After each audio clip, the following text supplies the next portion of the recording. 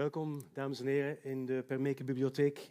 Welkom op deze auteurslezing die wij houden in het kader van het basisjaar literair schrijven van creatief schrijven. Met dank ook aan Behouden Begeerte, want u bent niet alleen hier in de zaal. Dit wordt ook live gestreamd. Er zijn ook mensen die ons via de computer volgen en meedenken. En ik heb begrepen dat een deel van u zelf creatieve of literaire ambities heeft. Dat kunnen we straks ook bespreken, want het programma bestaat uit 2 uren. We hebben een eerste uur waarin ik met Maxim Osipov zal praten over zijn werk in het Engels. Dan hebben we een half uurtje pauze. Daarin kunt u uw vragen formuleren. Er liggen kleine briefjes, formuliertjes op de tafels, hiernaast in de bar, waarop u iets kunt noteren. En dan gaan we vervolgens nog een uur praten op basis van uw vragen. Dus we hebben een heel uitgebreid programma. De mensen die online volgen kunnen dat in de chatbox doen van het YouTube-kanaal waarlangs u dit programma volgt. We gaan praten met de Russische auteur Maxim Osipov. Добро пожаловать. Спасибо. In Antwerpen. Welcome, Mr. Osipov in Antwerp. We will speak in English now. I made the introduction for the people in Dutch. There is a possibility for the people to ask questions. We will do that in the second part of our conversation. We will talk about your work, about your writing, about writing in general, all the questions that people have to ask you. Let's start here. When I was reading your book, which is published in Dutch, De wereld is niet stuk te krijgen, heet het in het Nederlands. I was reading it in the train from Amsterdam to here, and I almost missed the station Antwerp because it's funny, it's sad, it's really a very good book. So my first question is, how is it possible that you are reading a book and you're getting in another world, and you forget everything what is happening? This must be a good book. Is there a recipe for such a good book? Well, if I knew a recipe, I would probably write much more books than I did. So I have only 2 books so far, and it takes me really a lot of time to write a story. I don't write books, actually. I write short stories, and then they form a collection of short stories and become books. So I don't know a recipe, so otherwise, I would turn it into craft, and it hadn't turned into craft yet, and will probably, in my case, will never turn into craft. So that's, sort of a curse that you have to write. But it's not, it doesn't come easily in my case. And you once said it's not the time for big novels, so you're writing only short stories, which is more genre from this era, from this time. Yeah, I think so. And plus short stories, well, it's totally different thing.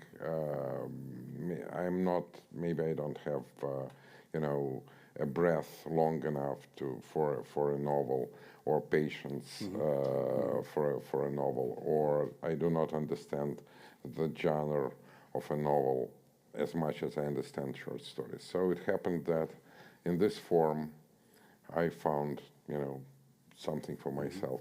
Although these short stories are not that short. Some of them last up to 3 hours. I prefer to measure the length of the short stories, not in number of words or symbols, but in the time it takes to read it. Yeah. Because different texts needs different speed, different tempo.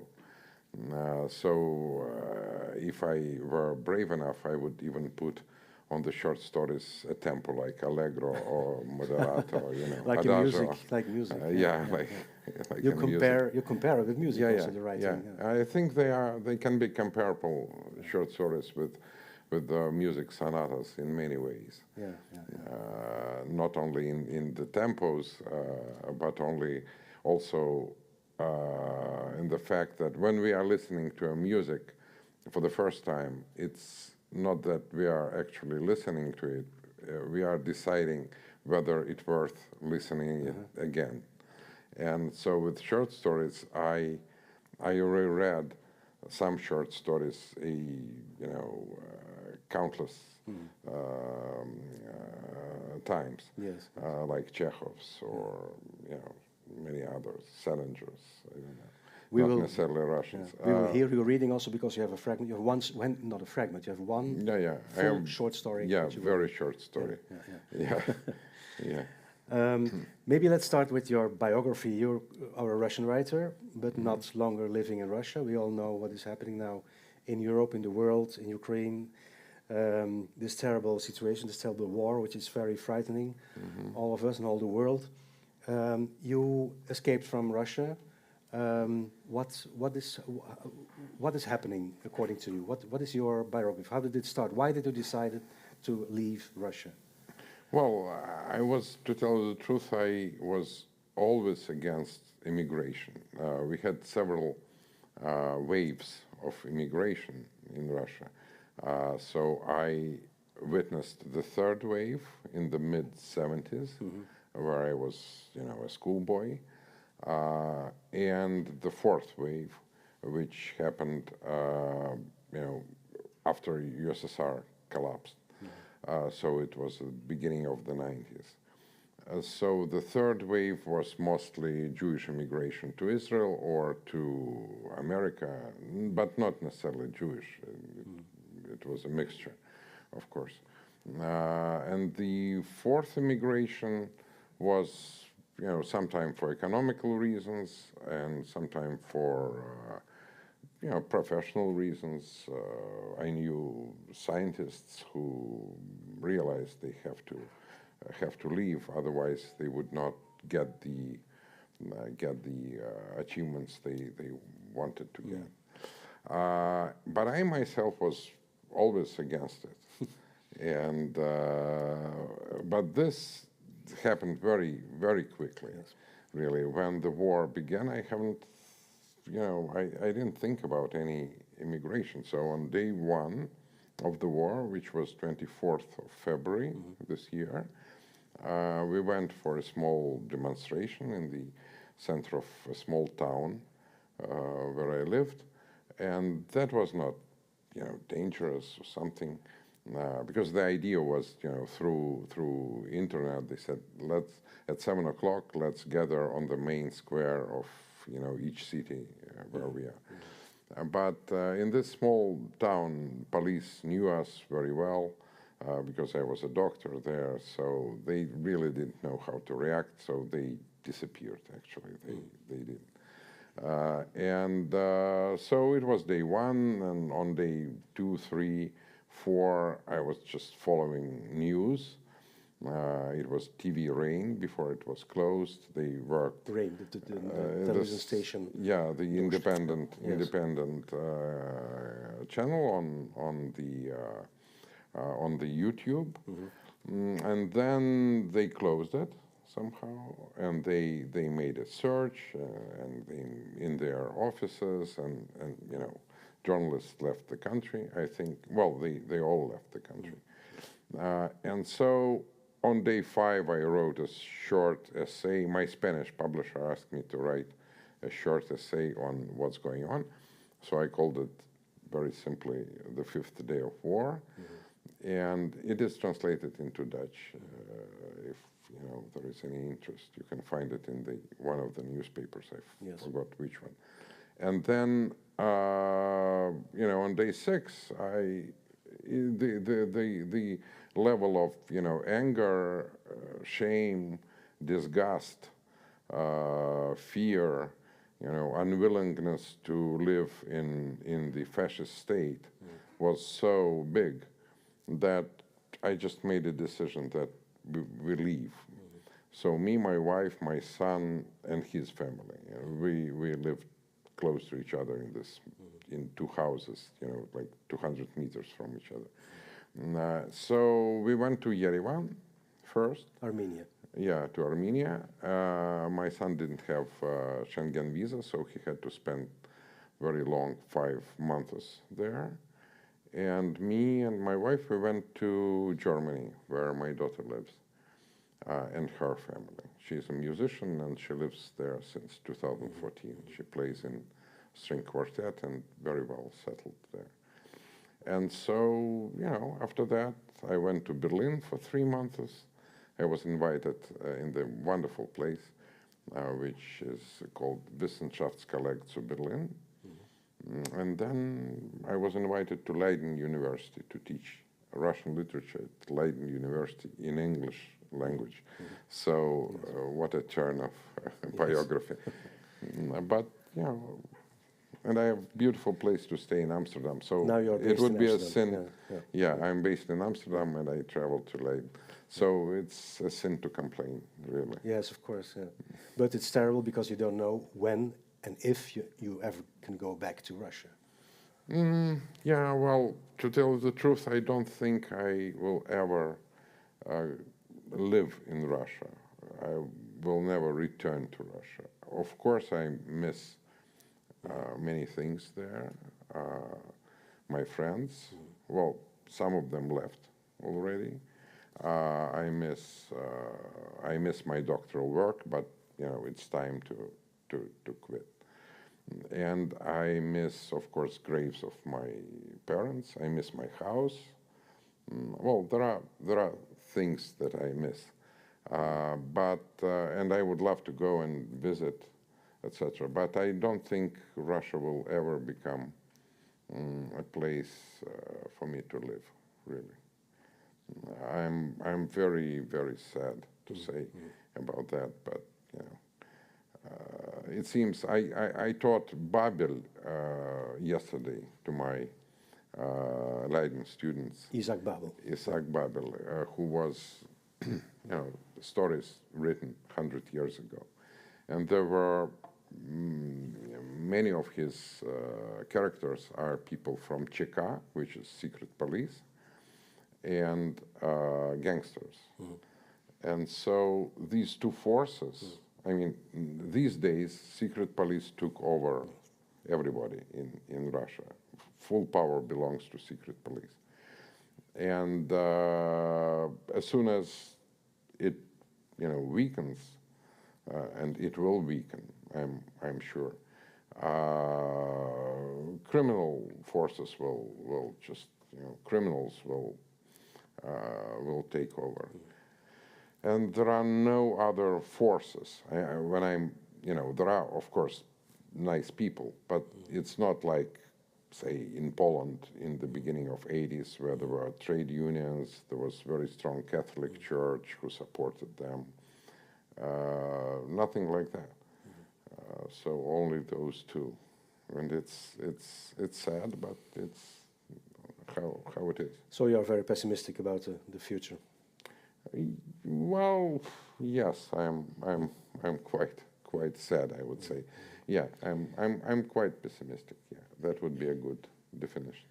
Fortunately, you have a lot of humor to write about it, because your stories are very hilarious sometimes. But let's say, because you mentioned one important thing, that you worked as a doctor, you are a cardiologist, and that's your profession. That was your profession. Now not anymore, as I understood. But you were a cardiologist in Russia, and you started writing very late. You were, I think, 45, 46? 43. Yeah. Well, actually, I started. I say that. I tend to say that officially, I would say it was 2005. So I was 42. But in fact, I published the first thing, the first piece, in 2007. So let's say 2007 was the beginning. So it means that before that time you didn't write, or did you?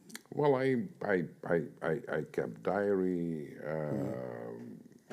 which is quite big now, and it's not that it's more like thoughts or ideas or some very small sketches. But not stories, whatever. not full stories. Not full stories, no. And well, but I always say that, and some people do not even believe me that I am convinced that actually the process of writing must be preceded with feeling yourself a writer. So I felt myself a writer since mid-90s. Okay. And I even found a note in my diary that I am a doctor. I was a publisher at the time. I did medical books. Okay. And I said, well, now I'm a doctor who is not taking care, is not treating anyone, and a writer who didn't write anything. So that was, the feeling.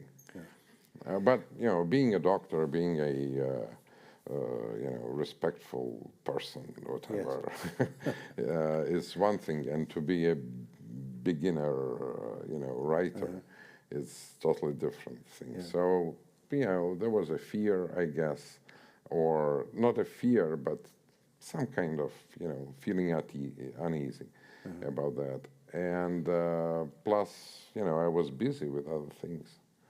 Yeah. You started writing and publishing at the age when Anton Chekhov was already died. Yeah, yes, exactly. He was 40, beginning of the 40s. He was 44. 44, yeah. And he was. There is a people compare, of course, although it's not always true, but they compare with Chekhov because he was also a doctor and a writer. Yeah, you can imagine how often do I hear that. Well, there are. If you look at if you Google, especially in Russian, second Chekhov, второй Chekhov, you will find like 5 or 6 or even more people like that. So I even had an idea to make a conference of all these second Chekhovs and to think what we second Chekhovs think about this and that.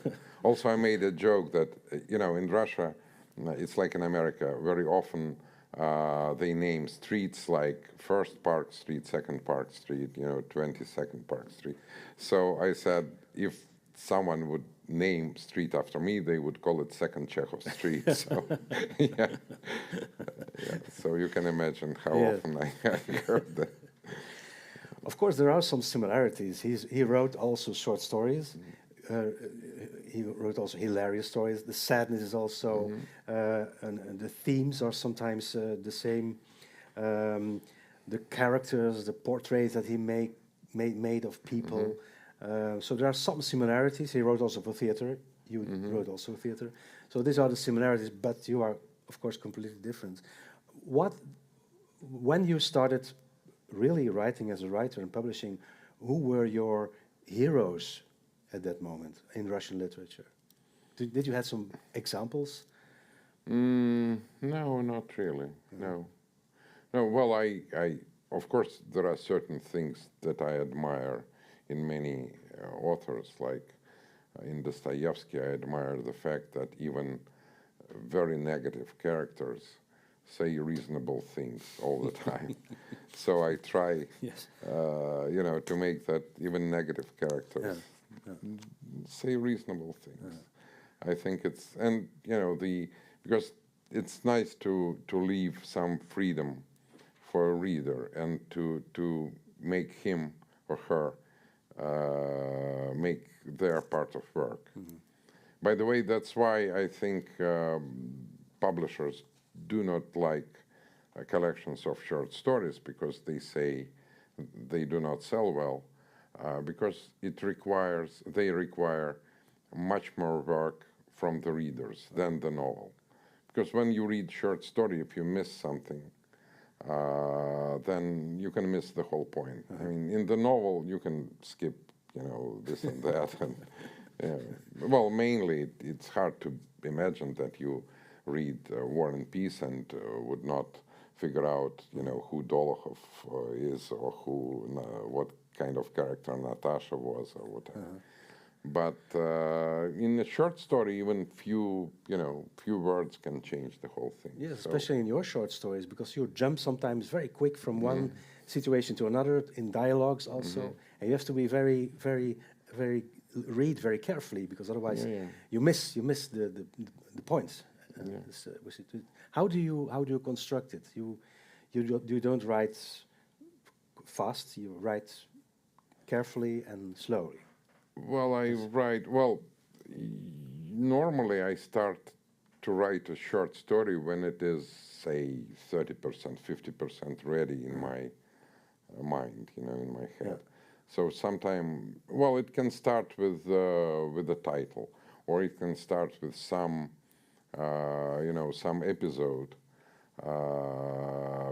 Very often people say, "Oh, that's a great story.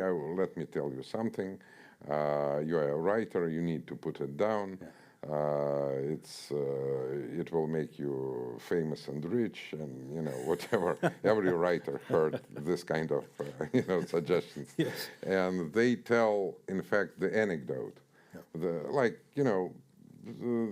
That and that, and now you can laugh, now you can, you know, whatever, cry. But it's, you know, and I always say, well, you already did it. The short story is ready. It's I mean, already here there. it is. Yes. Because, you know, you should not mix, you know, an anecdote with some nucleus of the story that can self-develop. You know, so self-development. I love this definition of arts in general, given by a very dear friend of mine, late friend of mine, who was a priest and my teacher and patient and you know very good friend. He said that arts is a self-development of truth, and you know. I really think it can be applied to every kind of art. So let me give you the example how there is a story in this book, Polish Friend, and it happened to my daughter that when she visited her friend who is Russian and who lived in Germany and who now became her husband, also a musician, she went from Russia to Frankfurt by airplane, and in the airport she was asked, you know, what is the purpose of your visit, standard, you know, thing, and she said, well, I am visiting my friend, and the officer said, but why do you have Polish visa? Because she had Polish visa. It was the easiest and the cheapest probably thing to get, although she never been in Poland by that time. So, but it was easier to get Schengen visa from Poland. And she thought for a second and said, well, in Poland I have friend too, she said. and he laughed and let her in. And then I thought, well, maybe this Polish friend can become, you know, a character that would help this girl in the future. And then I observed and I put into my diary some notes about my daughter's teacher, who was a very famous professor of violin in Moscow Conservatoire. And so it's a story not about my daughter, but about her teacher, actually, how the girl becomes, you know, the 80-year-old single, you know, professional, whatever. But so I'm just giving examples of, you know. Yeah, but what you are doing now, you do it also in the story, because you tell, I think it's in this story that you say you cannot start a story with a joke. Yeah. You have to with start, an anecdote. You have to start with this, and then you say, you have to do it like this. Because anecdote is just limited thing. It's, but you write it, you say it like that. You give instructions on how to write. Yeah, that's why I actually recall that. And then you say, well, you have to do it like this, and then the story starts. So sometimes it starts with a character, sometimes, well, rarely with a character, because character should grow out of the story, really. And when it happens, then this is a real victory.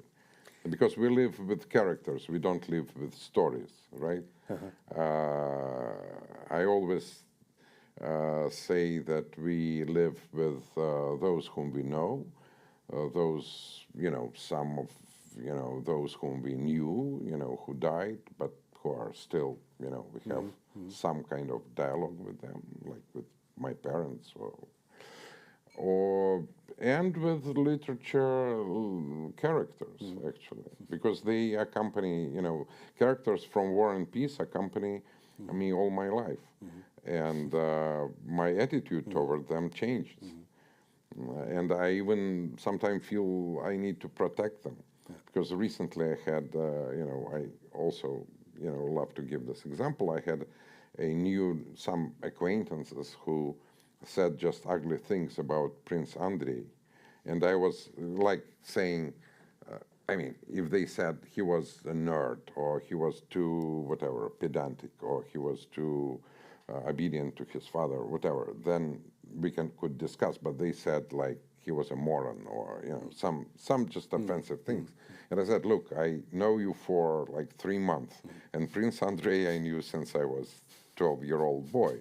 And, I don't feel it. We had a serious quarrel. I was, yeah. So I think, who else? Literature characters, maybe some historical figures. I don't know. I am not that much into history, but I don't have dialogues with Lenin or. But sometimes you write in a story. You're sitting in a train, and all kind of things happen.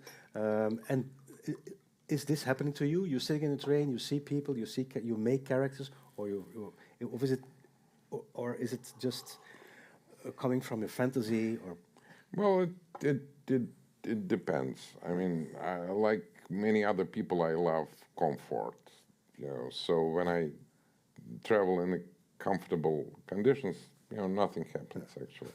But when I find myself in bad conditions, then I say to myself, maybe that could be somehow useful too, right? Because I had some funny and sad situations.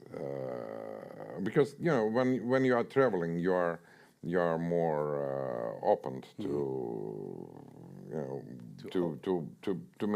evil and to things, and you are less protected. So. And sometimes you don't know that evil is sitting next to you, like in one of the stories. You have a story with you, which you will read, a very short story, not very, very short, but... That's the reason why I picked it up. There are 2 reasons, actually. We have the translation in Dutch. You will read it in Russian. I will read in Russian. I never read in English because I want to avoid comic effects from the accent, anyway. But so the title is Big Opportunities, and this is the very unusual story for me because I wrote it in 2 days. And it was based, in Russian. For some reason, you will see it. The translator didn't make it the whole paragraph. I mean, there are many paragraphs there. In Russian story, there are only 3 paragraphs, but very long. Yes. And I'm supposed to read.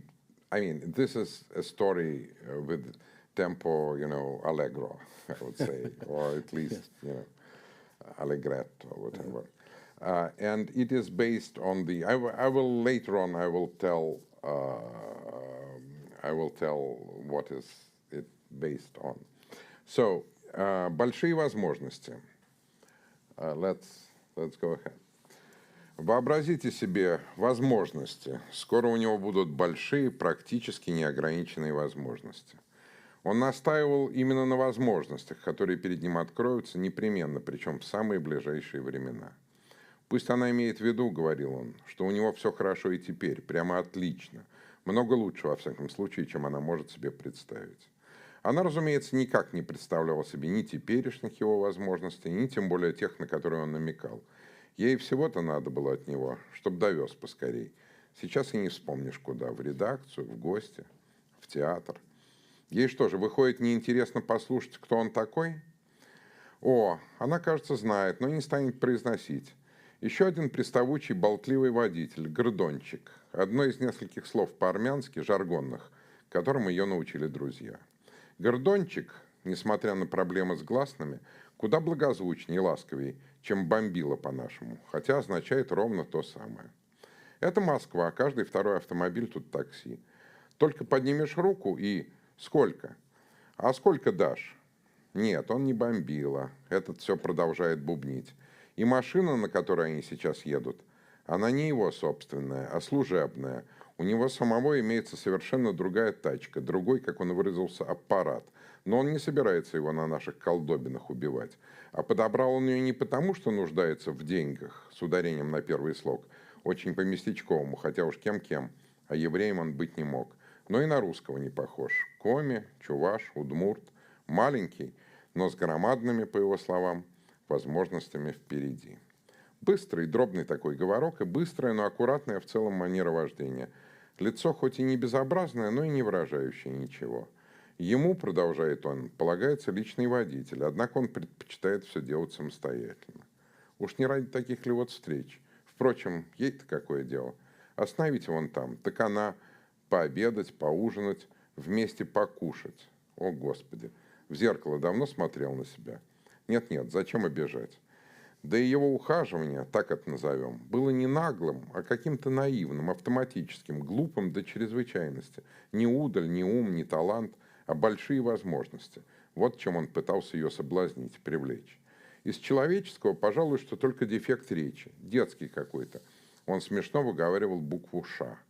Попробовала оставить ему то ли 200 рублей, то ли 20 тысяч. Она совершенно не помнит, какие суммы были тогда в ходу. Отказался. Сунул ей карточку с личным номером. Сказал, он этот номер вообще никому не дает. Никогда. Почти. Так что если она передумает... О, непременно. Мерси. Победы, подобные этой, не приносят и тени радости. И она никогда бы не вспомнила низкорослого гордончика. Мало ли кто волочился за ней до и после. Хотя так нелепо, как он, мало кто. Если бы не случай, не происшествие, сильнейшим образом изменившее жизнь. Утром рано пришли. 6 и собака. 18-летнюю дочь ее посадили в машину и увезли, а квартиру перевернули вверх дном, хотя у них шел ремонт, и казалось, сильнее переворачивать некуда. Выяснилось, что есть еще как. Страх за дочь, ощущение того, что все происходит не с ними, не с ней, стыд от сваленных в кучу белья, старых писем, фотографий родных и чувство, что надо бороться, конечно, звать адвокатов, говорить гадости этим жлобам, но жизнь, в общем, кончилась. Что вы ищете, господа? Какие они к черту и господа? Граждане, на каком основании производится обыск в моей квартире? На основании ордера. Вот. Экстремизм, терроризм, анархизм, записи в сети интернет. Когда надо будет, ей объяснят. Только собака вела себя более или менее пристойно. Походила, понюхала и улеглась безучастно. Она дала собаке воды. «Это что?» – спрашивает ее старший, и впервые в его голосе слышится интерес. Профессионал обнаружил в старой сумке на антресолях за рваной подкладкой карточку. Имя, фамилия, номер, ту самую. «Дайте сюда». Она выхватывает карточку из рук старшего и, не дав себе времени сообразить, что именно хочет сказать, звонит. «Слушаю», с характерным «ша».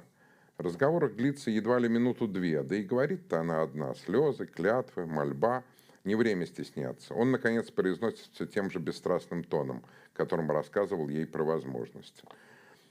«Передайте трубку старшему». Тот выходит, потом возвращается. «Значит так, закроем ее надолго, если до вторника не выйдет из страны. По номеру этому никогда не звоните. Поняли?» Усмехается. «Идите в отделение, забирайте свое сокровище. Цезарь, за мной». Ушли. Жизнь эта имела смысл. Надпись, сделанная на заборе. Автор надписи неизвестен. Часто хорошая, самая лучшая. Автора не имеет. Как частушка, пословица, анекдот. I think we missed some... Yeah, can you turn one more? Yeah, but you didn't read the previous. Yeah, so come back. Back. One page back. Okay.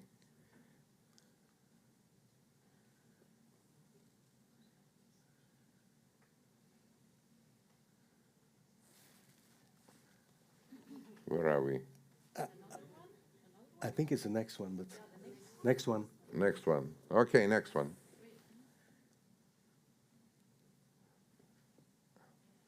What is... yeah. Yeah. Now, yeah. Just read that, and as soon as you're done, we are continuing.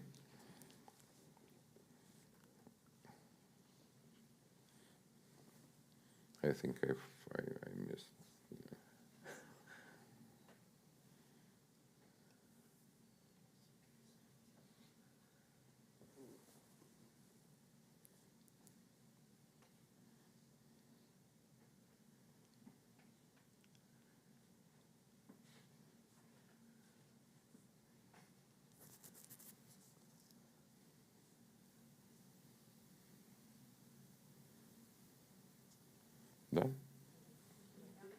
Okay, let's go.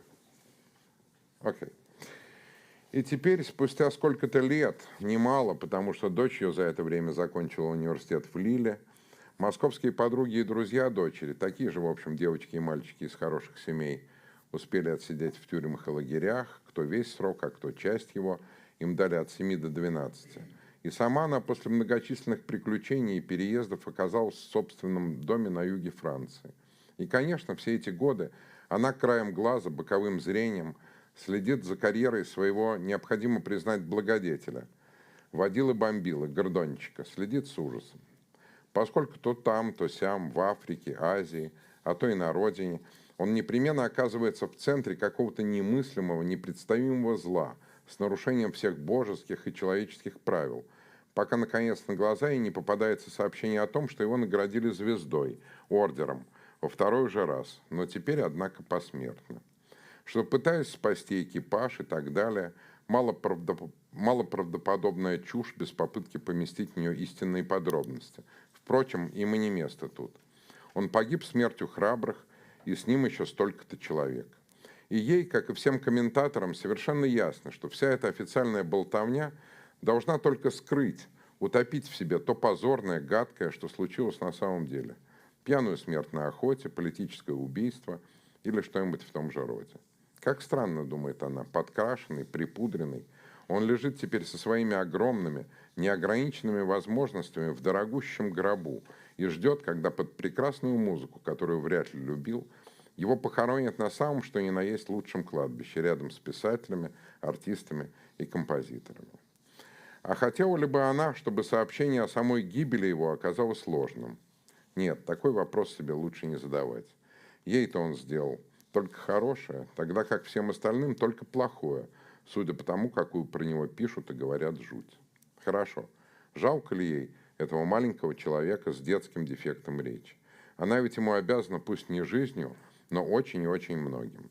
Свободой дочери, этим вот югом Франции. Может и жалко. Чуть-чуть. Okay, that's it. Well, thank you very much and sorry for...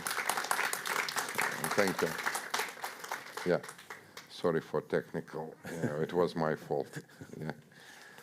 Okay. You wanted to add something. How does this story begin? What is the origin of this story? Well, the origin of the story is that a friend of mine, you know, a nice, very nice lady, very good friend, a physician, she told me that in the mid-90s, she had this kind of, you know, sudden, the person who tried to seduce her in the car, and that since she was not really much, no, she was interested in politics, but like many others, she never watched TV or anything. In September of 2021, just occasionally watching TV in maybe, I don't know, hair cutter salon or something, she found that this man who did this, you know, seduction, this kind of, you know, talking about big opportunities, was Shoigu, a minister of defense, yes. A present minister, because she had a very remarkable speech defect. He's saying, instead, in Russian we say R, you know, for R, and he said R, you know, like it was, you know, in English. Yes. So it was so remarkable that she looked at him and she recognized this man, and she told it to me, and so I decided to put it down, you know, in my diary. That, you know, and this is really stupid and funny. This big opportunities, limitless opportunities. You know, the way to seduce. That soon he will have a limitless opportunities, and you know, just repeating that. You know, a small man with this great opportunities ahead of him. Yeah, and then you know, the rest. Then I came up with the rest, actually. So the rest was just the fantasy. And there were, of course, there were some trials against young people and formed, you know, with false accusation, and there were some young people around, not around, I mean, in the news that were, accused of, terrorism, whatever, these groups. So that also inspired me. And then I thought, what would happen if, and then it's, but it's funny that it's, Shaigu, who is now very well known to everyone. He was right, he had very big opportunities. Does it often happen that you have a story with political context, also political references? Because in one story you mention Putin. No, you say a small man. Putin is mentioned in many stories. I never named him. Yeah, you don't know his name. That's what I mean. You don't say but it was quite clear who it was. Yes. Well, in one of the stories, Herzenguten mentioned in German, so good people, I think. It's, they are waiting for, and it is not clear, was it Putin or Medvedev, because they were very short, because they asked to make a picture. Well, and it was based on the fact that Medvedev asked, when he visited cardiology center in Moscow, for group picture, he asked to bring doctors who are shorter than 170 centimeters. That was... This is very pathetic, I think. He's 162 centimeters himself. So he didn't want to make picture with academics or well. The only condition was, they should be short. They wouldn't come to the Netherlands, I believe, because it's, most of my students are taller than me, even girls. And, I never considered myself to be really short. But, here I feel like I'm a small man. There are more stories in which you don't mention the names of the characters. There are sometimes you say it's a girl, it's a teacher, it's a Polish friend, but not the names. Yeah, that's true. I have difficulties. Well, and plus, when you do not name the person, then it becomes more universal in a way, right? Because it's not Natasha or Lena but just every girl, or So well, and to give a name, it's a big thing to do, I think. It's more universal than it can be anyone. It can be any person you meet. Or, And when you write, sometimes I think when you write as I, the storyteller is me, is I. It looks like that rarely happens, right? Well, it happened, but maybe Moscow Petrozavod. Yes. That's what I mean. Yes. Yeah. It's you. No. Okay. No. I'm not that naive, I would say. But some of you say it's a doctor and. But not necessarily me. No, okay. Well, I found that in the essays, when you say when you want to be unsentimental and the subject is tend to make you sentimental. Like I have a story dedicated to the memory of my parents. I said you instead of I. So like you are coming there, you are doing that. And I noticed that in some poems, in Russian literature at least, poets did it the same way. It makes it less. They don't use I because that's too much too personal. Yeah, it's too much too personal, and just have sympathy to me. I mean, it's really when the subject is moving somehow. So I try to avoid to be sentimental. Yeah. One of the most important aspects is the humor. There's a lot of humor in your stories. It's often very, very funny. The dialogues are funny, but that at the same time they have something melancholic, not sentimental, but there is something heavy, something. Can I say something Russian? Yeah, sure. And sometimes you have this question: how to live, how to how to live this life, how to be a human being. That's one of the most important questions that I feel in your stories, as a basic idea. Yeah. Well, it's a statement. It's not a question. Yeah, I agree. Yeah. You say, well, in a certain story you tell about, you say, or I've read somewhere that you say why a singer is before the show starts is very nervous always. But a doctor before the surgery is not nervous, but the doctor is deciding about life and death, and the singer is just singing. And you say, but the singer does something much more important, because it's about the meaning of life. Well, it's not that it's more important, but it's more existential, I would think. Yeah. A pilot of the aircraft, you would be really sad to see a pilot being nervous before the flight, right? Or a surgeon before operation, because it's more like craft, and here you are on the. Yeah, it's one of the stories. In Laura. It's from Renaissance man. Yeah. But this is one of the themes of your work. work. But it's not me at the same time who gave this answer, but one of my characters. But I agree. Yeah.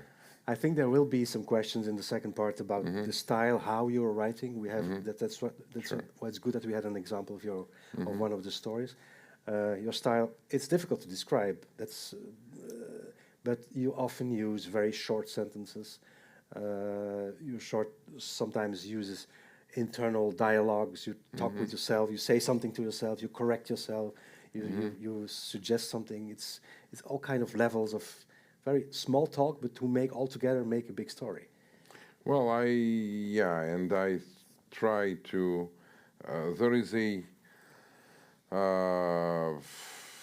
Sometimes we do not say something, but it means something. Yeah. But it's the borders between something that was said or was meant. They are very unstable. Yeah. And also Russian language is unique because you can use a lot of ellipses, so you can omit some parts of the sentence, and grammatically it will still work. In translation, it's difficult because I have a story about it's the children of Jankoy. It's in the second book, the last story, and it's an essay. It's non-fictional. So it's dedicated to city of N, the town where I live, town of N. And also, it's very funny in the beginning, and then there is another view on this town after my mother's death, and I managed to write it without even saying I, you, at all. Yeah. And it doesn't look, I think, artificial or some kind of experimental prose or something. It's normal. So Russian language is. You can do that in Russian, but not in another language. Yeah. Well, not in. Not in English. Yes, not in English. Not in Dutch either. Yeah.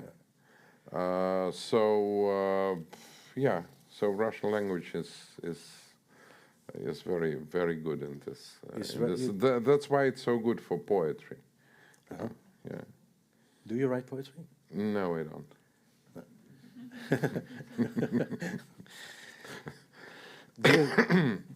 Can you consider your language as your country? Is that the place where you live? Because you are living in several places. You are traveling a lot. You are escaping from danger. You know that you will never go back to Russia, probably. Is the language your country? Yes, of course. I would never know any language. You would not write in another language? No, of course not.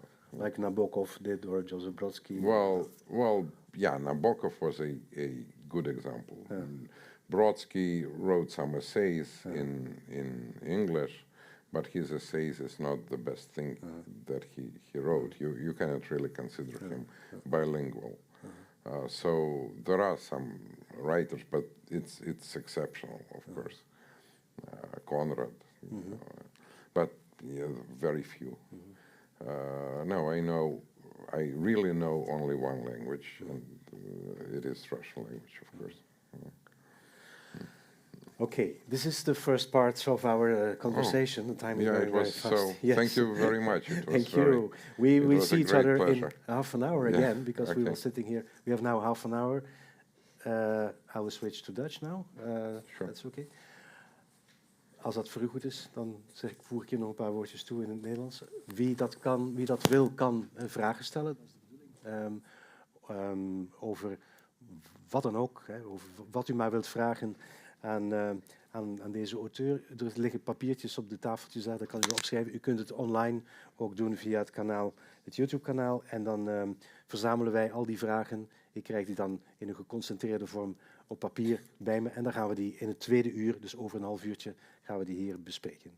Zo, dat is de procedure. Oké, dank voor uw aandacht en tot straks.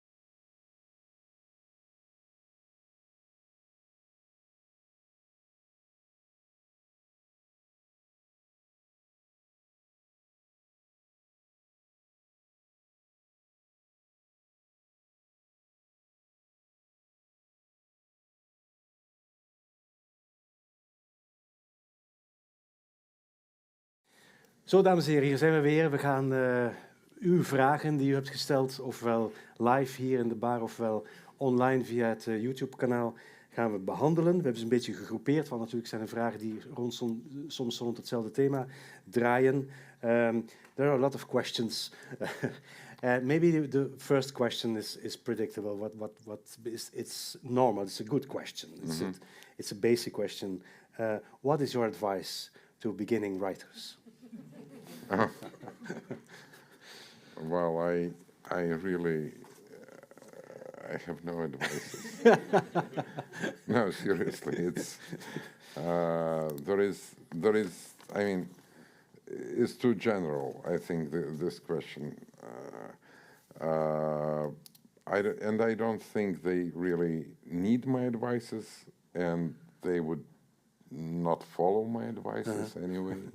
So. No, I never give advices. My experience is that every writer gives another advice, or everybody needs another advice, because everybody is different. And yeah, well, once I gave advices that tried to write more about subjects and not about feelings, because feelings are very similar. But I myself write a lot about feelings, so it's contradictory. You don't follow your own advice. Yeah, but you know, I try to write about subjects more because subject is more interesting, and feelings are similar in different people. But it's no, that's not something I'm strong in. Maybe the best answer advices. Maybe the best answer is don't follow advices. Yeah, don't follow advices. Do the opposite. Yeah, well, as long as you feel, because you know there is of course always a question: why do we write? After Tolstoy, after Shakespeare, after and still, if you ask people in the audience how many people read Haji Murat, which is a masterpiece of masterpieces, and of Tolstoy, you will figure out that not too many of them, or many of my students didn't read New Testament, for example, and I always feel ashamed, like people are reading me, and they even didn't read New Testament. So the question is, why do we write at all? It's not that there is a lack of reading in the world, but it's sort of a debt, a very strange debt, because debt to whom? To the readers? No, there is no such thing, and I myself do not think about readers when I write. Well, I read about imaginary reader who is in fact me myself. So what as a reader I would like to read. But at the same time, it's really difficult to answer this question. But I always, it somehow consoles me. The fact that a friend of mine said very nicely that as long as you when you are digging for gold, somebody, like Tolstoy, were lucky to find a big pieces of, gold, and some just find a sand, a golden sand. But as long as the chemical element is the same, is it gold? It's worth doing that. It's gold. Yeah. So you can do small things, but as long as they are good. In your opinion, it's worth digging. Who is your first reader? Well, there is a group of people whom I sent my stories. Well, I know. And what do you expect from them? These names would tell you nothing. No, but is it your wife? Is it your friend? Is it your publisher? No, it's more like not definitely not a publisher. It's friends, certain people whom I trust and who would not hide, criticism from me, and to different people, I found already that it makes sense to give on different stages of readiness, So to some you can show parts, and but this kind of routine, each writer finds forms for himself. And there are some questions about publishing a book. Of course, the main question is how do you publish a book? When I can translate the language, the question also in this sense that when do you decide that you are ready, that you can give it to a publisher? When and how is this dialogue with your publisher? Well, when I start, I do not. I mean, I cannot say I don't like to write, but of course it's difficult to write, because when you write, it's a matter of existence, and I love to edit, so I edit a lot, and when and I usually start writing. I write a part. It could be even the ending, or from the middle of the story, from somewhere, and then when next day, or since I worked as a doctor also, and I had breaks in order to get into it again, I started to edit what was already written. So by the end, when the story is finished, it has been edited many times. And then I keep editing, and then when I feel, I start spoiling the thing, really, it's time to get rid of it. Yeah, and that's it. And also at the end, I always put footnotes, like 100 footnotes for 200 footnotes for a 10-page story for translators. Because when you write, it's important not to think how the story is translated into another languages, specifically in English, because there is a danger of writing in so-called world literature. World literature, when people already have in mind how it would be in English, so let's avoid this and that, let's avoid ellipses, let's avoid this game of words, because in English it would not work, things like that. And, in fact, then it looks like everybody write the same book, which is called, even in English word, they call it world literature. So this is important not to do that, of course. But at the end, I think of, I am checking, first of all, like quotes, difficult words, difficult circumstances, something I refer to. So I put it into footnotes, because I insist that this is not a part of a text, of course. But because for readers, it is not that important to understand everything, every word in the book. Because when we read some, Latin American novel, and we understand this is food. Okay, what kind of food? We don't really care. I mean, or this is kind of wind or a sand. They have different words for that.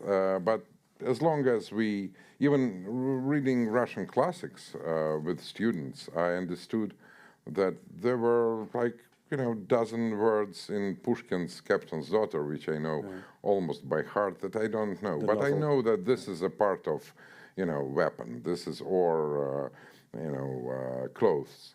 Old name for the clothes. But which one, it's not important. But for translator, of course, it is important to understand every word. Otherwise, there would be funny things. Another question is, maybe I take some questions together. Are you doing research for your books? It's a little bit of a strange question, because you told about how you get inspiration, but is there research involved? And a question which is connected with it: do you have some notebook in your pockets and a pen? To write something down that. Well, I have a cell phone, or a cell phone, for instance. And there is I dictate very often. Okay. And I found that sometimes good thoughts came to me when I was driving. So while driving on a high speed, when you are staying in traffic, it's depressing, and it cannot provoke any thinking. But when you drive fast, so I used to dictate, on the cell phone, and then just. So this is answering about notebook. It's a dangerous advice, of course. No, but it's why you turn it on and you just press the button. It's forbidden in Belgium. Even to dictate. Yes, to have it in your hand. Okay. Well, as for research, I used to, interview people sometimes. So I made some interviews because. Interviews about what? Well, I pretend to write about something that I know. It's some writers, great writers, just invented things like Kafka. He didn't care about whether there is a bridge between New York and Boston. There is in his novel America there is a bridge between New York and Boston. Nobody, he didn't care. But for me, it's I don't do it this way. So I try to, when I do not know something, I try to interview people. And sometime in this, for example, for this story on the Spree, it was about Soviet spy,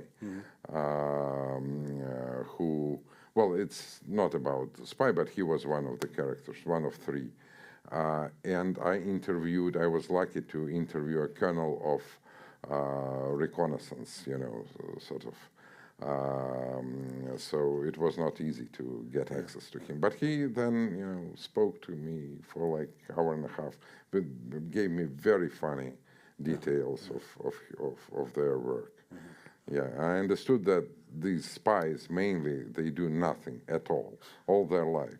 They are just sitting somewhere, just working doing regular job. Then something happens in, 10 years, something that they are not aware of at all. And they get a command to, come back quickly. And that's it. And their work is done, without even doing anything ever. And they are good in sports, good in languages, and very emotionally primitive people. The less emotions, the better.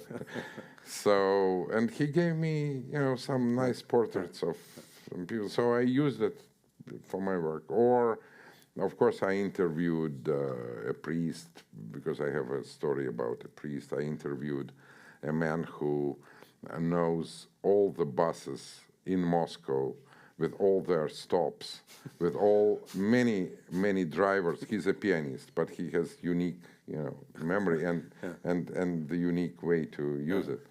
So since his childhood, and he is really unique, and he knows also trolley buses, trams, but he despises them because there are not many of them, and they are like. But buses, it's his passion. So all stops, everything, and he just gave me fantastic details about these buses. When I asked him, tell me something moving or something funny about the bus, and he immediately told me stories. So I keep these interviews. They are interesting by itself. So, for many stories, I interview people. You listen to their stories. Well, it's not their stories. I'm just asking, how is it, whatever. To be a screenwriter, a film writer. For the story called Objects in Mirror, I interviewed a screenwriter. So I try to be accurate in details. You mentioned a couple of times music. Music is very important for you. There are some questions about music. What is the how can you compare music and literature? What is the comparison between those two? Why do you compare literature with music? Well, I wouldn't. Why is music so I wouldn't. Yeah. Well, they both.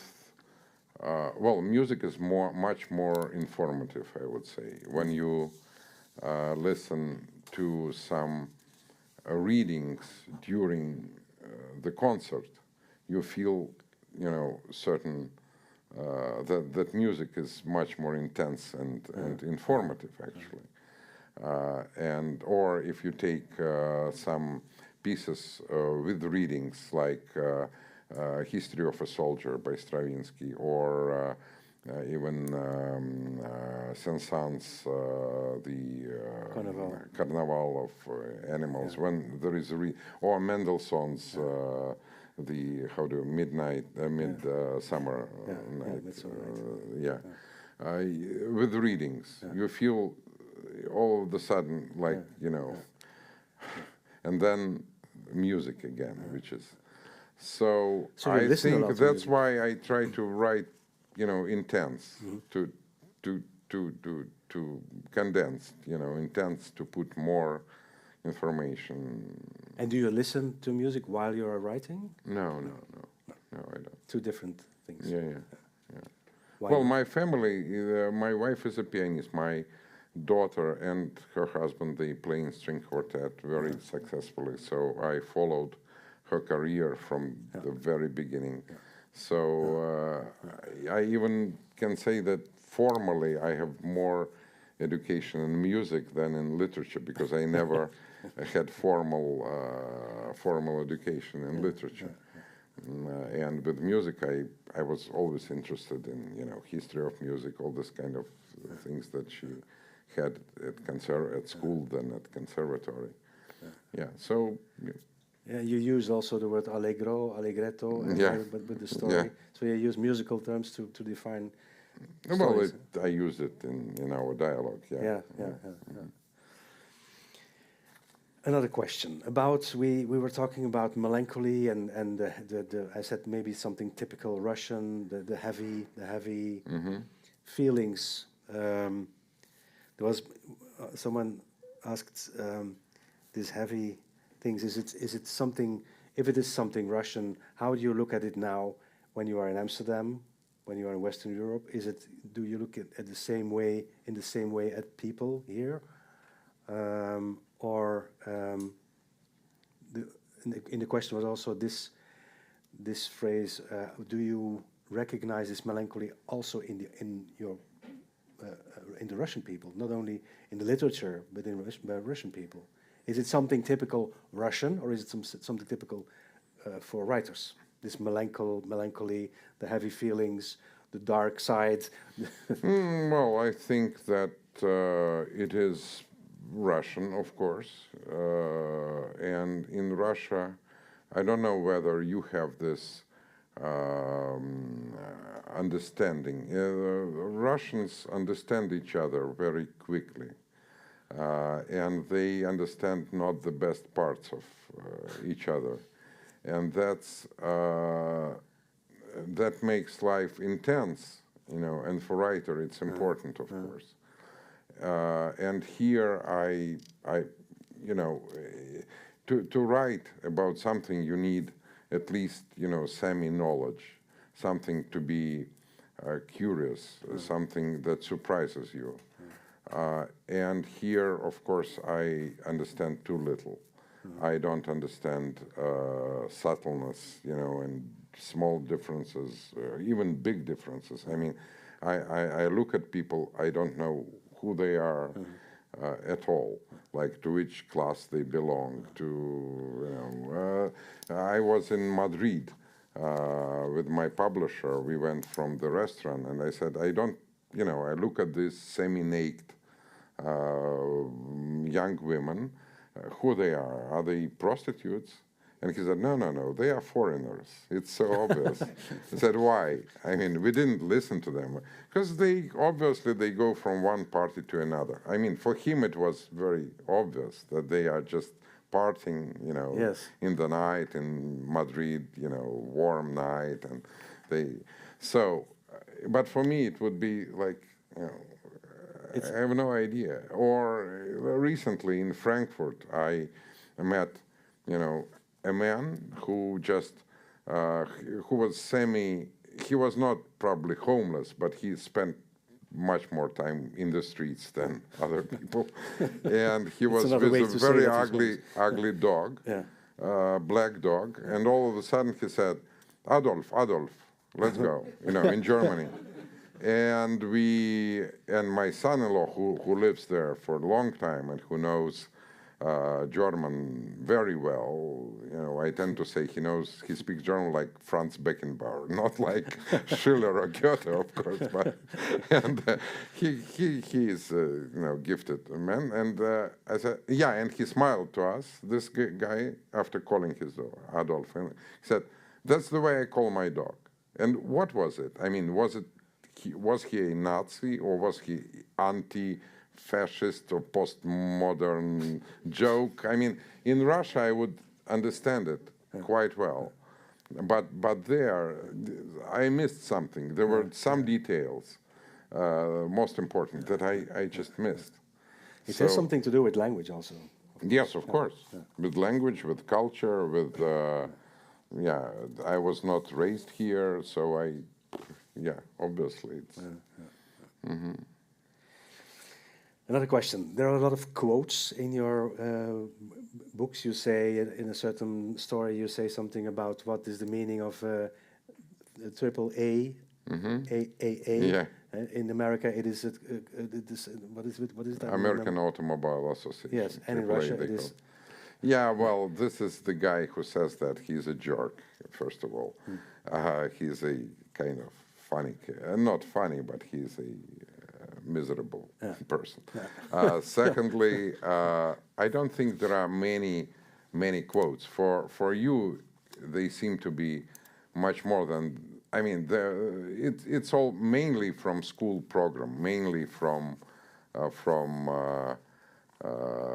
Pushkin, Tolstoy, something very, very popular. So you mentioned them in the book at the end. Yeah, it's translators did. The translators did. Yeah. Translators did. Yeah. Yes. It's well, it doesn't seem. I try to avoid quotes when they are not necessary, but of course, it's something that is within Russian culture very strongly. So it's. It doesn't require erudition from my Russian readers. No, really. but it means that Russian people are more connected with this literature and have more quotes in their head. They have more, maybe they read more, they know more about literature. We don't do that. Possibly, yes. I was. I asked. You have great painters. Germans have great composers. Each nation produces. Something focused. So of course in Russia, literature is in the very focus of Russian life. So I asked my students in Leiden whether they cried when they finished Captain's Daughter, because I always cry. I have my, not cry, but my eyes are wet. That's the novel by Pushkin. The novel that Pushkin wrote. It's novella. But novella, yes. It's not a. It's shorter than a novel. But each time I know it almost by heart. But each time I finish it, I can help. And not only that, some stories of Chekhov, like Bishop or Archbishop, another translation, or there are stories that make me cry always. And they said, no, we never cried reading literature. I said, did you cry? Watching movies? And they said, yes, of course. Movies, of course they did. So for them, the literature is too abstract. Like I never cried seeing a beautiful cathedral, So only literature and maybe music sometime, but not not as much as literature can make me crying. But I can imagine a person would cry toward the beautiful painting. I never did. So for different cultures, it's this different arts have different meanings. Let's look at another question. One of the questions interesting is, are you afraid sometimes when you write about certain persons or situations? Do you see danger Are you afraid when you have written about something or someone, and that something can happen afterwards? Well, sometimes I'm afraid of offending my friends, because when I'm using quotes from their, or episodes from their life, that's the most dangerous thing, because the person can be offended for ages. And so I always call and ask, may I use this and that episode? And, I try to get a permission for that. And do they give the permission? Or? Yeah, usually they do. They are good friends. I'm not sure they are quite happy about that. Yeah, I wouldn't be happy if someone would just, make observations on me. But they, of course, to become instead of being a subject, to become an object, it's painful. So I understand, but that's how the writers work is. You have to. And did someone ever say, "Don't use me, don't use my name or my"? Yeah, character? For example, the landlord, the owner of the house in Amsterdam. When I just came there, he's a very, very wealthy person, self-made and everything. And I asked him, what are conditions of living? Can I smoke here? Can I do there? Just asked about it. And he said, main condition, don't write about me, he said. And he was very smart. And not because he wanted to hide something. And his girlfriend, she said, but maybe he would write something nice. No, he said, please, nothing. So I thought, he's very smart. Yes. Yes, because when you write about this character, sometimes it's not cynical, but there's a lot of humor, but it's black humor in it, how you depict persons. So I can imagine that they are not always happy when they... Yeah, I had a friend who is a musicologist, and he is Armenian, and he asked me, please insert me in one of your stories. Please do that. I said, you are not. He's a very good, dear friend of mine, and he said, I asked you are not understanding what are you asking for. And I said, no, please do that. And so I put him in the story of Renaissance man as a musicologist. For me, it would be easy to. I even gave the location where he lives exactly, and even since his hobby is to draw, to paint, and it is very popular Armenian name Raphael, so I called him Raphael, there in the story, so to make him even closer to his real. So he was not happy. He was not happy. But it was too late.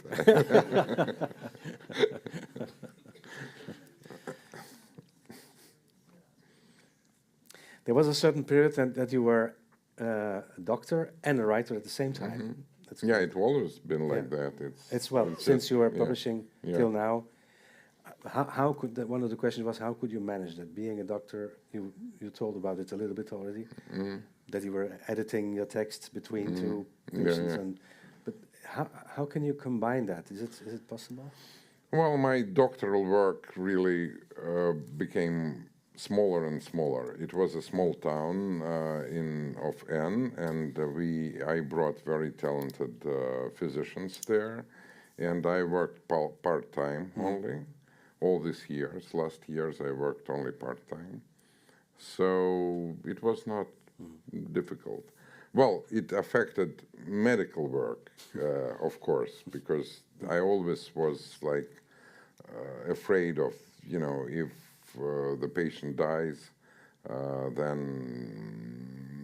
that may be because I didn't read the last guidelines. Instead of, thinking of a story, I should read last things. But so it made doctoral work uncomfortable, really. But for writer, everything is, of course, helpful. No. Yeah. And did you have sometimes problems with patients? Because I can imagine that you used some patients in your story. Well, the patients mostly were so-called common people. They would not read. Okay, and They don't would know. hardly. They would hardly know. Yeah. That I'm writing or whatever. They just, you know. So, well, but of course, again, you have to be, you know, a microbe and microscope at the same time. It makes you, you know, like you are, and, you know, asking questions that you are not supposed to ask the patient. You know, of course, this kind of things happened, and I tried to avoid it, but sometimes it was unavoidable. My experience is that doctors are also always very curious. They want to know everything. They put you questions that you think, well, why does he ask me this question?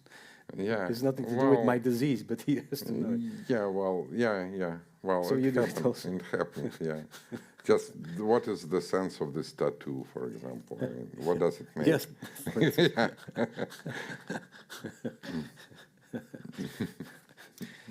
So, let's see, what do we have else? About translations. You are translated in many languages.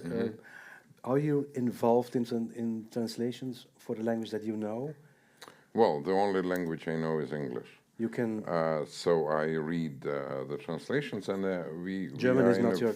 No. Well, and German translators. Well, it depends on people. They were really difficult. All of them were difficult. Yes. I know. And I don't have right now, you know, a translator, German translator, whom I would just easily address something.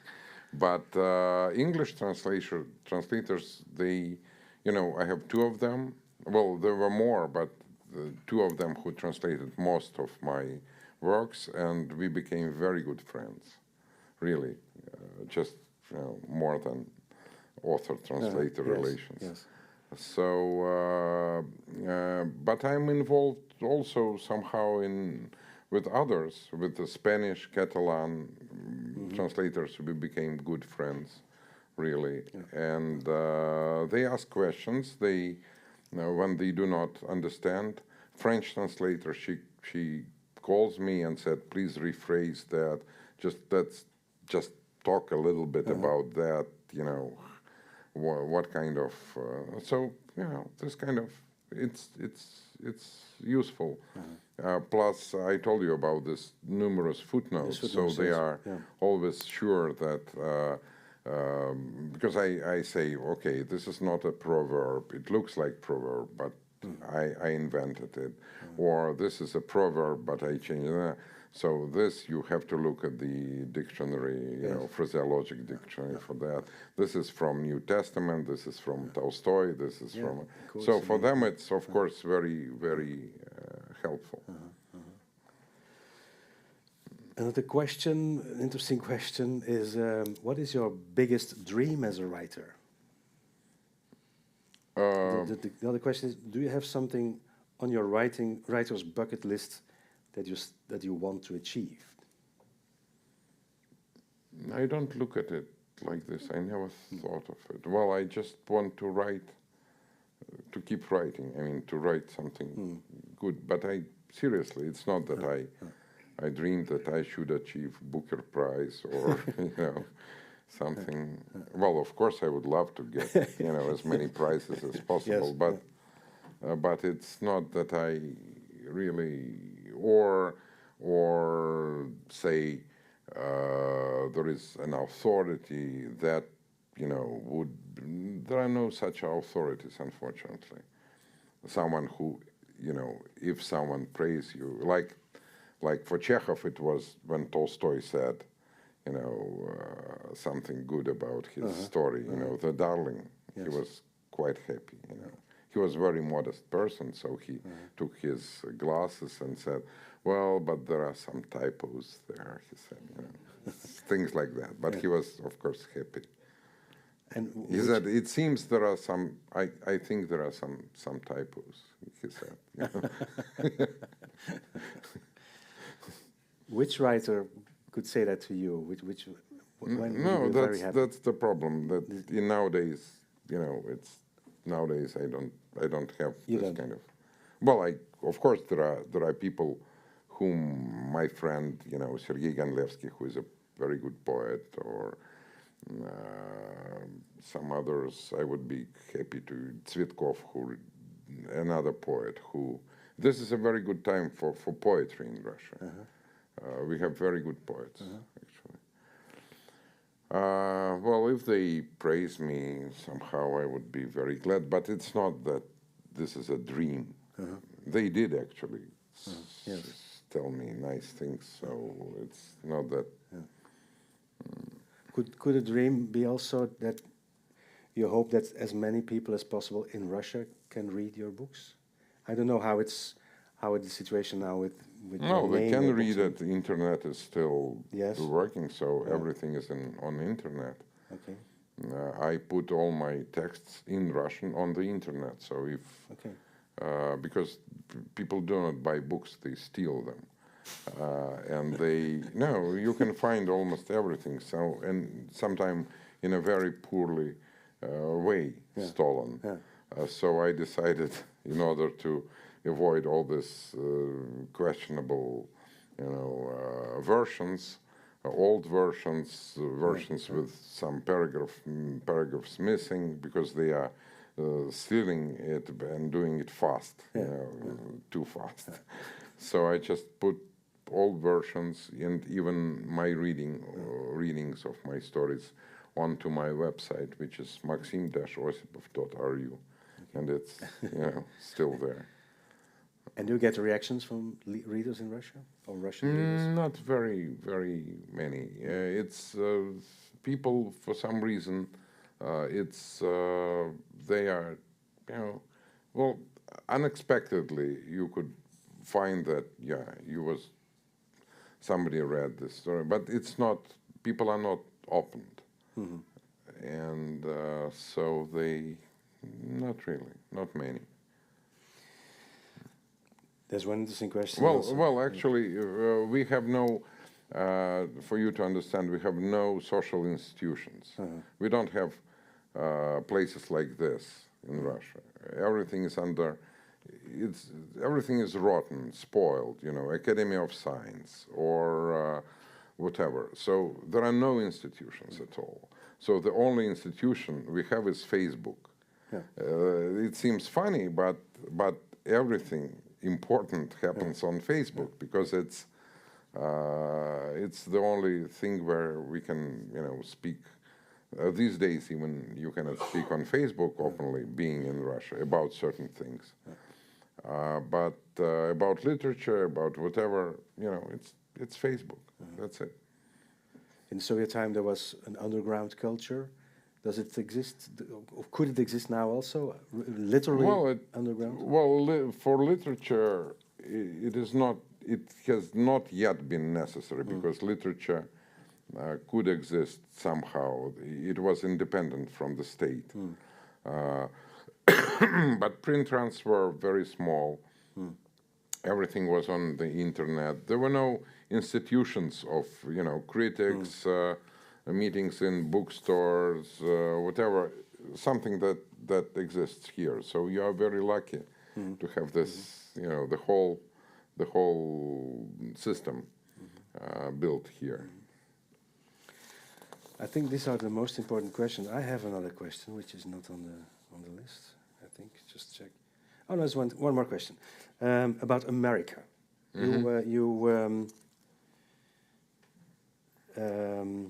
You have a story that is located in America. Yeah, a few stories, actually.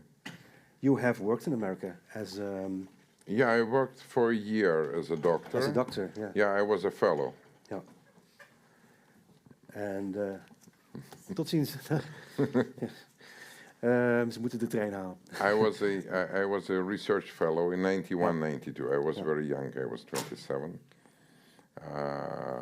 And then I visited America very, very often. I had this funny moonlighting job described in my story, The Gypsy. And also I had some stories.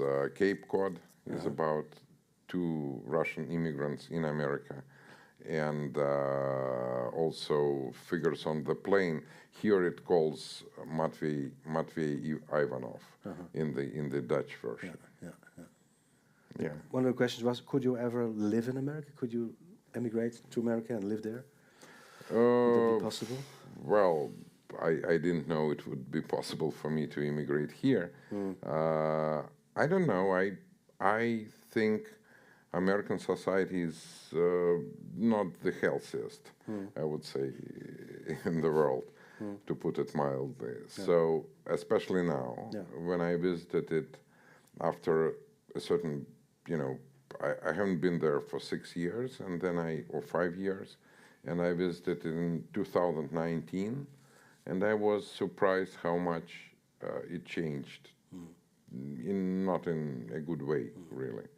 And it was Trump period when Trump was president, but of course, he was democratically elected, so it was not just an earthquake or something. So probably not. But I don't want to be very critical to America when my own country is in such a terrible fascist, really state. So, who am I to criticize America? Well, I prefer Europe, let's say. You prefer Europe? Yeah. If you could choose Russia or Europe or America, what would you choose? I made my choice. You made your choice. Yeah. Do you think that literature is capable to change something? Yes, I think literature is capable to change something. Not too much maybe, but I had an example in my life when literature changed a lot. My own town, because my first story, essay, very, very short, made such a scandal that that the whole administration of the city was fired at the end. There was a big battle. And it was in 2008. These days I would be put in prison without any, but at that time, it changed a lot. So this may happen, but it's it's like every art. It acts indirectly. So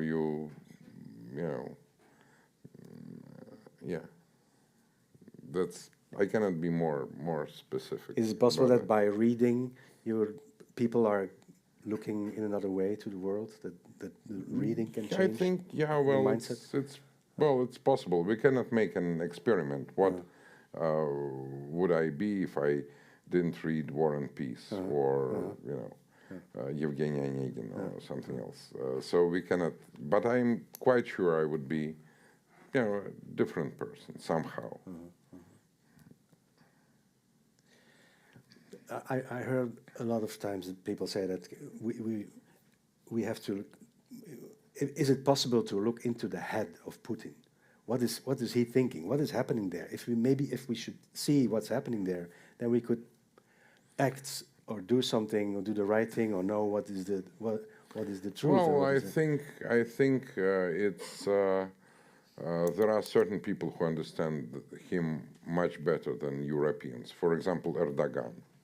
Erdogan can look in his hand, because he's a gangster too. Yes. And he understands him quite well. Yes. So I don't think you will find much in his head. I think he is a very meek, very mediocre person who is, he's KGB person who is trained to see the dark, bad, sides of human beings. So he would very quickly, looking at the person, understand, okay, he loves money, and this one loves, young boys, and this one is, and to corrupt them. So that's his only skill he has, really. He has never been, like Hitler, a popular politician, you know, a public politician. He has never win ever any elections or having any debates or whatever. So he's a very meek person with this type of skills. And he, when people say, you know, these days about imperialistic nature of Russian literature, of course, I mean, that's true, but partially, not, it shouldn't be applied to all literature, but is British literature not imperialistic or what? It's Putin unleashed this war in Ukraine not because he read too many Russian books, believe me, too many imperialistic literature. He read nothing.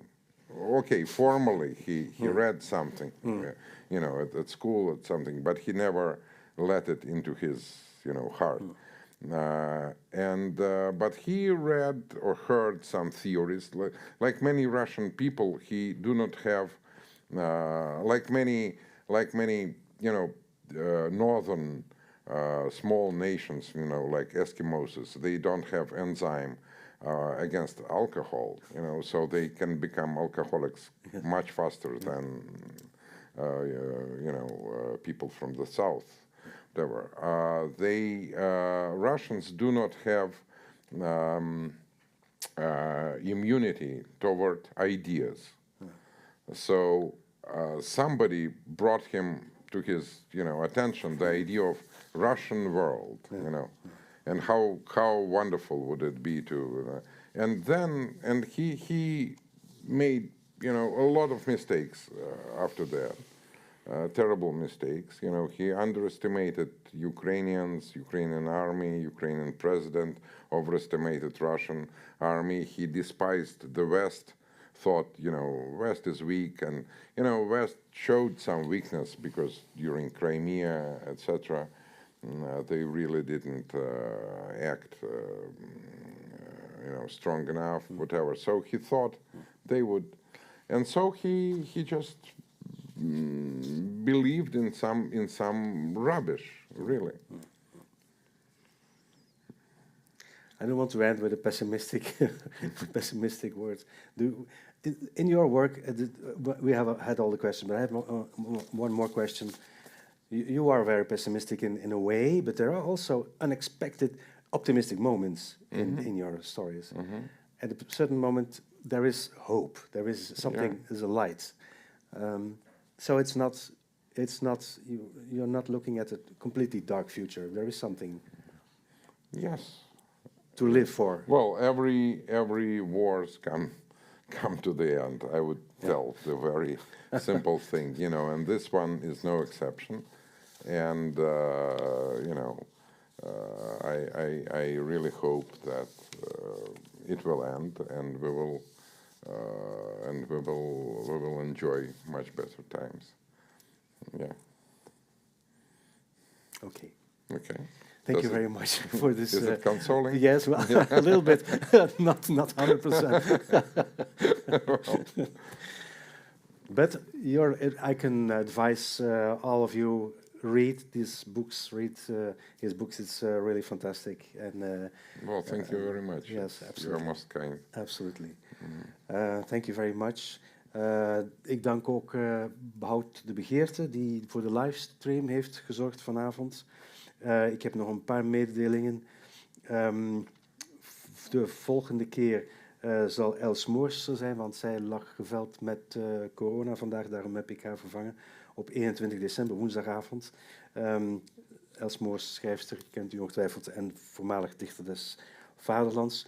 En ik wil u ook nog melden dat morgenavond, hier op dezezelfde plaats, maar dan zit in deze stoel mijn goede vriend Peter Vermeers, is er een happening van PEN Vlaanderen, met het programma Free the Word. En dat is, dan zal Maxim Osipov opnieuw hier zijn en zal gepraat worden vanuit een ander perspectief, op een andere manier. Dus als u zin hebt, dan bent u daar van harte op uitgenodigd. Camille Michels zal ook erbij zijn, zal voorlezen.